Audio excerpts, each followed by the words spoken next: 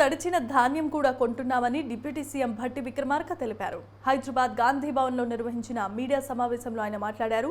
ధాన్యం కొనుగోలు విషయంలో ప్రభుత్వంపై దుష్ప్రచారం చేస్తున్నారని మండిపడ్డారు. అబద్ధాలు చెప్పడం బీఆర్ఎస్ నేతలకు అలవాటని ఎద్దేవా చేశారు. 15 రోజుల ముందుగానే ధాన్యం కొంటున్నట్లుగా వివరించారు. గతం కంటే ఎక్కువ 7,215 కొనుగోలు కేంద్రాలు ప్రారంభించినట్లుగా చెప్పారు. తడిచిన మొలకెత్తిన ధాన్యాన్ని అప్పటి ప్రభుత్వం కొనలేదని గుర్తు చేశారు.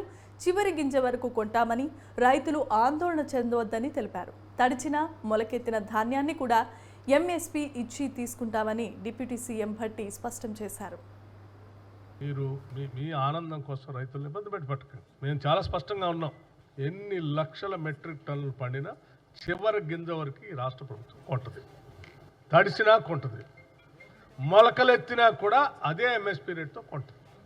మీరు నెలల తరబడి కొన్నటువంటి ధాన్యానికి డబ్బులు ఇచ్చేవాళ్ళు కాదు. మేము కేవలం 3 రోజుల్లో రైతు అకౌంట్లోకి డబ్బులు వేస్తాం.